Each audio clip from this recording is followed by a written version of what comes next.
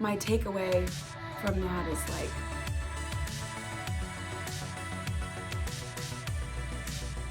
we are capable of doing exponentially more than we're even aware of. And the only way to find that out is if it is put to the test.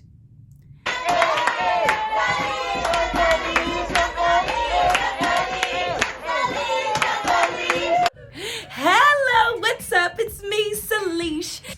So much is happening. This is our closing week. That is when I'm filming this right now. It has been a wild ride. A few weeks ago, I went on for Cinderella. I wasn't supposed to go on. Yes, I was, but no, I was not. There are first covers and there are second covers. The first cover is who is first in line to the throne. It's like if you're doing a pageant, it's like, here's your winner. Here's your first runner-up. First runner-up will take over if the winner gets pregnant. Second runner-up goes on if something happens to the first runner-up. I was the second runner-up, like the second cover for Cinderella. No one is expecting anything out of the second cover. They made sure the both of us were very rehearsed for our first covers. I did not have rehearsal. And something told me, if you are needed to ever go on for Cinderella, it's probably going to be an emergency. So do your homework. That is the small voice that I heard. But I'm like, I think it's in there somewhere. But every time I run it, whenever I mess up, I just stop and start again. You can't do that when there's an audience. I was on that night as the Little Mermaid, and I remember being stressed out. And also I was worried that the next day I had to be ready for snow. I was crying. I was like, Diana, this is too much. I don't know if I can do this. And while I was overwhelmed, the star dresser, his name is Josh, was running to the stage with ice packs. I didn't need to know what happened. All I knew was something was wrong with Briga. And if I'm already on for the Little Mermaid, who is usually the first cover for Cinderella, that means I am now the first cover for Cinderella. And something has happened. The show ended that night. I did my part, I did my job, all good things. And I watched my coworker, my peer, my friend, Briga, limp off of the stage. Is anybody gonna tell me anything? I get 2 text messages. One from stage management, one from Briga, who's playing Sin. And both of them are saying the same thing. You're on at the matinee tomorrow. What do I need? Because I have not touched this material with anybody in the building. I performed the entirety of Once Upon a One More Time in my living room with my husband reading all of the other lines. Eventually, we got some sleep. The morning came, I got up early. I was like, do I have a voice? Something's there. Now, starting at 12:15, the show starts at 2. We have rehearsal on stage with wardrobe to where we can practice the quick changes, because she has like 3 or 4 quick changes that are fast. Like, you have 9 seconds to put this new dress on and then get back out there for the next scene. We rehearsed breaking the slipper at the end of the show, did the magic with Justin Guarini, and we ran through the scenes and all of the things. I'm like, okay, I've at least touched the technical aspects of this show. Then it was time. They had held the house. It was 2 o'clock. They still hadn't let the audience in. It's 2:15. I have on the Cinderella dress. We still haven't started the show. Aisha and I are singing the duet for the first time ever together while I'm putting on the last few things for the costume. And we're just checking our harmonies because we've never sung it together. And we're gonna now do it on a Broadway stage. Then it's time for me to get in place. And Cinderella starts upstage, center, and I'm standing there in the dark like, I cannot believe this is happening right now. The staircase was coming out and I had to walk with it, and then it stopped. It was safe to go up the stairs. I'm like, can I see the stairs underneath this huge dress? And I get in place, and I just remember being like, holy cow, we're doing this. I cannot believe this is happening right now. I remember walking down the aisle on the staircase and seeing Bella, the little girl, and genuinely loving her, and that relaxing me, like, okay, this moment right now is for her.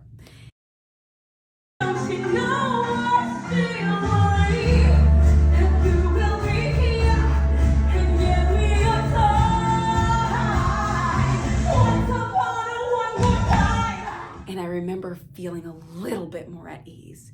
I remember going through the opening number and losing my shoe, and then Justin picking it up, and Justin leading me around the stage with his wrist, with a flick of a wrist, and him putting the shoe on me and looking up at him and being like, oh my God, once upon a time, and doing the whole thing. And once we finished the opening number, thinking,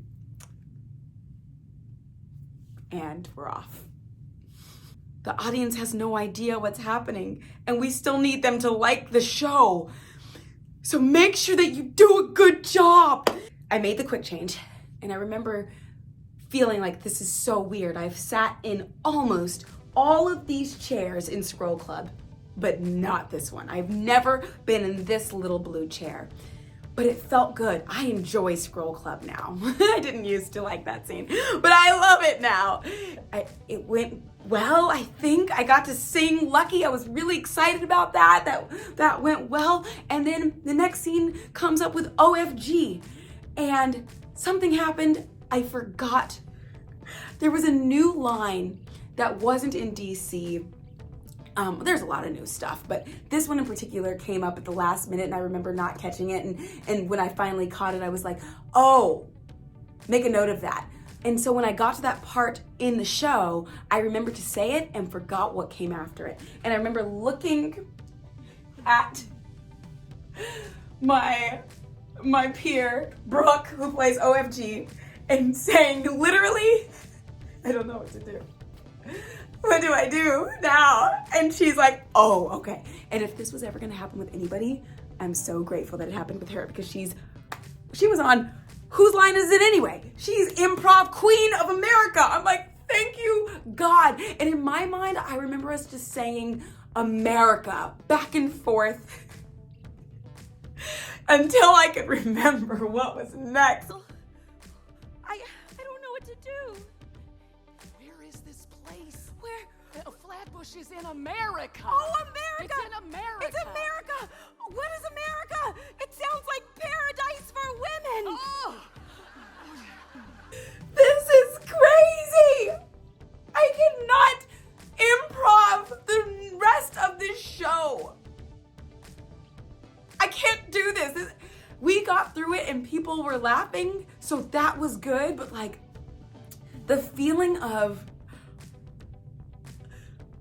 I can't even think about the next scene right now because I have to get through this scene right now is so wild of I don't know if I know what is next. And then having that moment towards the beginning of the show of I truly could not remember what was next. What is the next 2 hours going to be? The next scene was Work Bitch, and it was really fun. I actually had fun, and I had to remind myself, you're not the stepsister, you are Cinderella, and you're playing the role of victim. Please, but can't I just? You can get back to work. Hold your head higher. Work it out.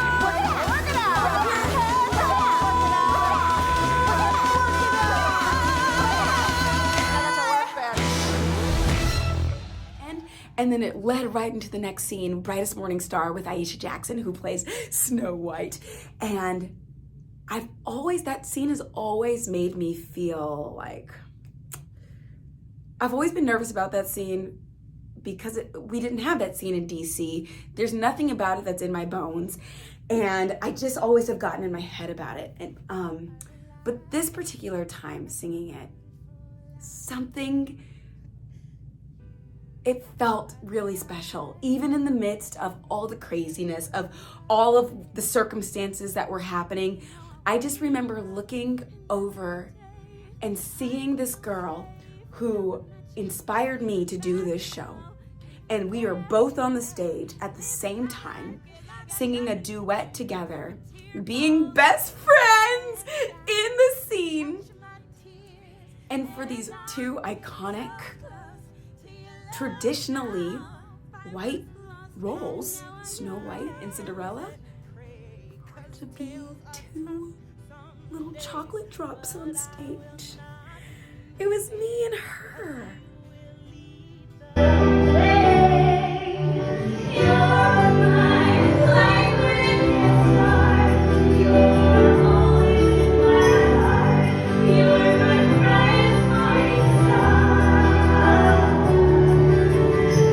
It felt like, when else is this gonna happen?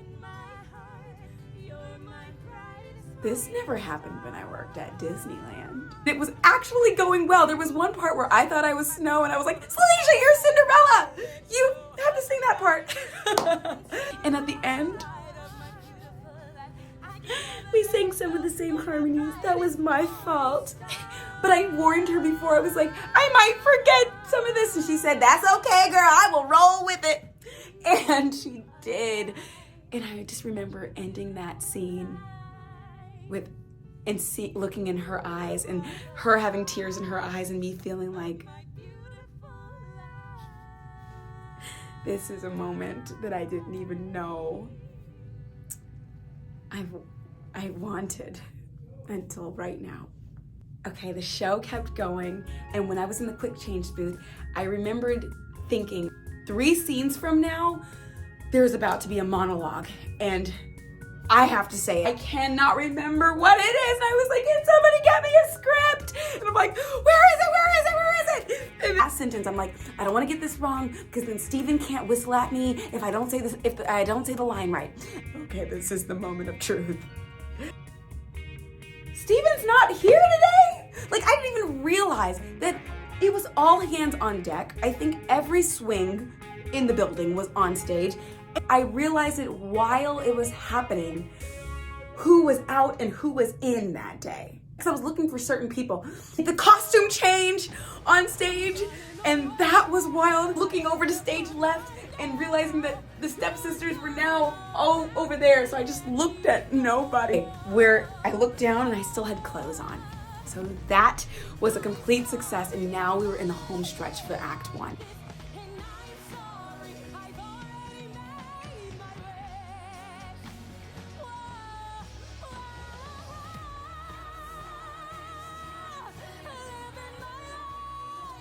If we could just get through Act 1, I can breathe and maybe still have time to run to Walgreens and never come back. An energetic shift took place in Act 2. There were things that I was afraid, like truly deeply afraid of, called Every Time. I sung it once in voice lessons and decided, I don't like this song. I didn't really know that one like I knew the rest of the show.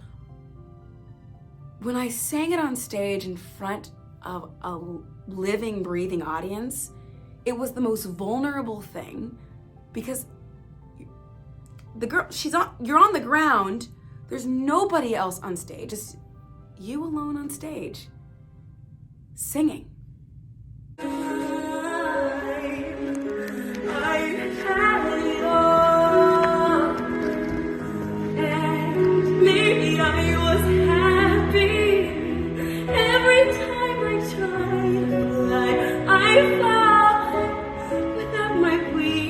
Afterwards is the scene with the little girl. Okay, all of my cast, my adult cast, they have my back. If anything is crazy, they are running with the punches. Like, they are running with it. But when you're on stage with a 7-year-old, you cannot expect a 7-year-old to save you if you need saving, okay?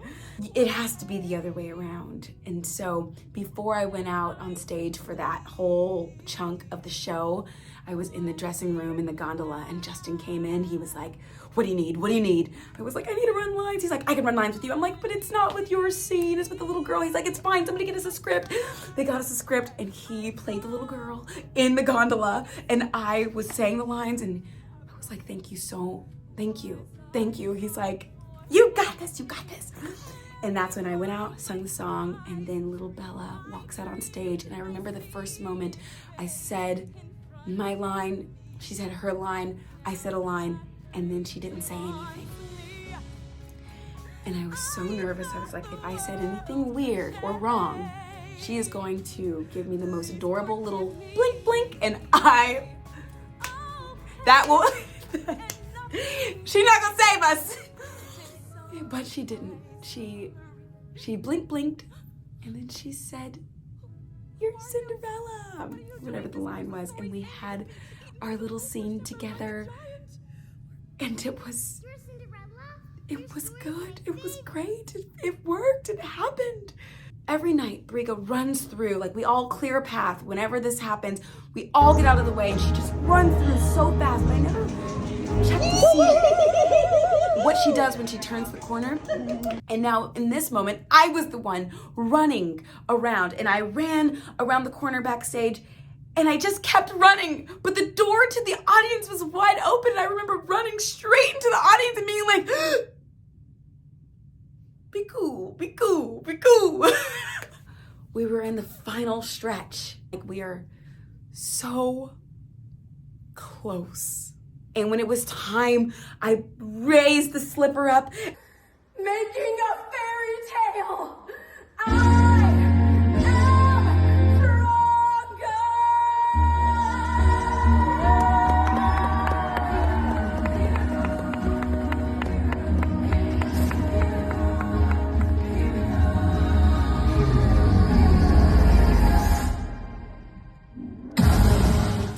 We did it. All the girls came out on stage. We went through the end of the show. Everyone said their wishes. And I just remember looking down at the little girl and saying the last line to her. Once upon a time, there was a girl who wanted fairness, comfort, beauty, Bravery, love, friendship, confidence, family, a voice.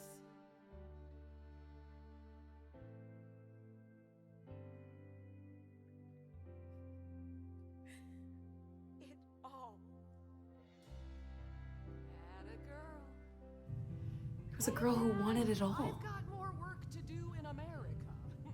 We did it. This was the final stretch, and we have a last moment with OFG, and then everyone lines up at the end, and I just remember Aisha handing me a feather and me looking at Justin, who has tears welling up in his eyes, and I look at Aisha, who has tears coming down her face, and I'm like, Tell me a story. what just happened?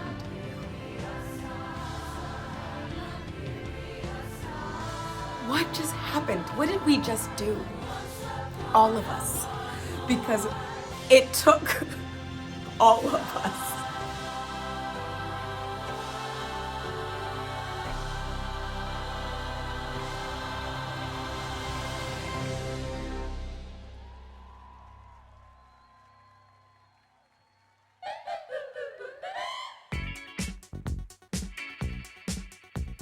I would never have chosen to put myself in that situation.